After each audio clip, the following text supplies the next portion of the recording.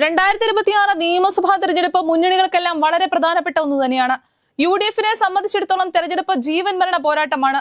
അതുകൊണ്ട് തന്നെ പരമാവധി സീറ്റുകൾ വിജയിക്കേണ്ടത് ആവശ്യമാണ്. കേരള രാഷ്ട്രീയം 2026 നിയമസഭാ തെരഞ്ഞെടുപ്പിന്റെ അരങ്ങൊരുങ്ങുകളിലേക്ക് നീങ്ങുമ്പോൾ എറണാകുളം ജില്ലയിലെ കോൺഗ്രസ് കോട്ടകളിലൊന്നായ ആലുവയിൽ നിർണായകമായ ഒരു സ്ഥാനാർത്ഥി മാറ്റത്തിന് കളമൊരുങ്ങുകയാണ്. സിറ്റിംഗ് MLA അൻവർ സാദത്തിന് പകരം പാർട്ടിയുടെ വിശ്വസ്തയും രാജ്യസഭാംഗവുമായ ജെബി മേത്തറെ കളത്തിലിറക്കാൻ കോൺഗ്രസ് നേതൃത്വം ആലോചിക്കുന്നതായാണ് രാഷ്ട്രീയ വൃത്തങ്ങളിൽ നിന്നുള്ള സൂചനകൾ. ഇത് കേവലം ഒരു മണ്ഡലത്തിലെ സ്ഥാനാർത്ഥി മാറ്റമായി ഒതുങ്ങുന്നില്ല. മറിച്ച് തുടർച്ചയായ 2 നിയമസഭാ തെരഞ്ഞെടുപ്പുകളിലെ കനത്ത പരാജയത്തിന് ശേഷം UDF-ന് ജീവൻ മരണ പോരാട്ടമായി മാറിയ 2026 കോൺഗ്രസ് സ്വീകരിക്കാൻ പോകുന്ന പുതിയ തന്ത്രങ്ങളുടെ വ്യക്തമായ സൂചന കൂടിയാണ്. UDF-നെ സംബന്ധിച്ചിടത്തോളം 2026 തെരഞ്ഞെടുപ്പ് ഒരു നിലനിൽപ്പിന്റെ പ്രശ്നമാണ്. തുടർച്ചയായ ഭരണപരാജയങ്ങൾ മുന്നണി സംവിധാനത്തിൽ തന്നെ വിള്ളലുകൾ വീഴ്ത്തിയിട്ടുണ്ട്.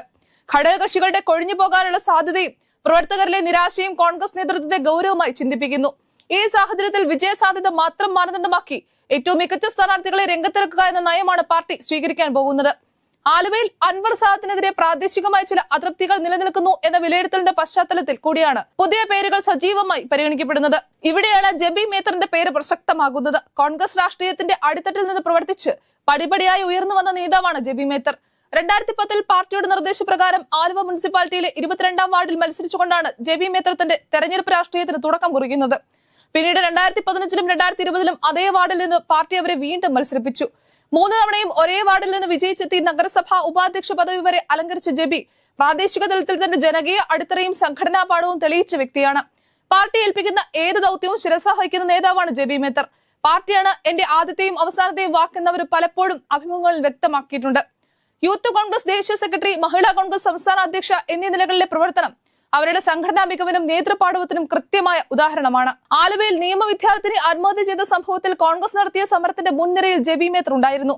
2022 കേരളത്തിലെ കോൺഗ്രസിൽ നിന്ന് പല പ്രമുഖരുടെയും പേരുകൾ ഉയർന്നു വന്നിട്ടും അപ്രതീക്ഷിതമായാണ് ജെബി മേത്തർ രാജ്യസഭയിലേക്ക് തെരഞ്ഞെടുക്കപ്പെടുന്നത്. വനിതാ പ്രാതിനിധ്യം, യുവത്വം, സാമുദായിക സമവാക്യങ്ങൾ, ഹൈക്കമാൻഡിലെ സ്വാധീനം എന്നിവയെല്ലാം അവർക്ക് അനുകൂലമായിരുന്നു.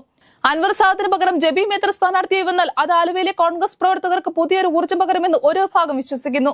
നിലവിൽ രാജ്യസഭാംഗമായ ഒരു നേതാവ് നിയമസഭയിലേക്ക് മത്സരിക്കാനെത്തുന്നത് മണ്ഡലത്തിന്റെ വികസനത്തിന് കൂടുതൽ ഗുണകരമാകുമെന്ന പ്രതീക്ഷയും ശക്തമാണ്. ഡൽഹിയിലുള്ള സ്വാധീനം ഉപയോഗിച്ച് മണ്ഡലത്തിലേക്ക് കൂടുതൽ കേന്ദ്ര പദ്ധതികൾ കൊണ്ടുവരാൻ അവർക്ക് സാധിക്കുമെന്നും വിലയിരുത്തപ്പെടുന്നു. മാത്രമല്ല, മഹിളാ കോൺഗ്രസ് അധ്യക്ഷ എന്ന നിലയിൽ സ്ത്രീ വോട്ടർമാരെ കാര്യമായി സ്വാധീനിക്കാനും ജെബി മേത്തറിന് കഴിയും. ക്ലീൻ ഇമേജും മികച്ച സംഘാടകയും പ്രാസംഗികയുമായ ജെബി ഇടതുപക്ഷ സ്ഥാനാർത്ഥികൾക്ക് കടുത്ത വെല്ലുവിളി ഉയർത്തുമെന്ന് ഉറപ്പാണ്. പാർട്ടി എന്ത് തീരുമാനമെടുത്താലും അത് അംഗീകരിക്കുമെന്ന് ജെബി മേത്തർ ഇതിനോടകം വ്യക്തമാക്കിയിട്ടുള്ളതുമാണ്. ആലുവയിൽ മത്സരിക്കാൻ പാർട്ടി ആവശ്യപ്പെട്ടാൽ അത് ഇരുകൈയും നീട്ടി സ്വീകരിക്കുമെന്ന് അവർ സൂചന നൽകിയിട്ടുമുണ്ട്. വരുന്ന നിയമസഭാ തെരഞ്ഞെടുപ്പിൽ ആലുവയുടെ മണ്ണിൽ ഒരു മാറ്റത്തിന്റെ കാറ്റ് വീശുമോ എന്ന് ഉറ്റുനോക്കുകയാണ് കേരള രാഷ്ട്രീയം. കോൺഗ്രസിന്റെ ഈ പുതിയ തന്ത്രം ഫലം കാണുമോ, അതോ അൻവർ സാദത്തിന് തന്നെ പാർട്ടി വിശ്വാസം അർപ്പിക്കുമോ എന്നറിയാൻ ഇനിയും കാത്തിരിക്കണം.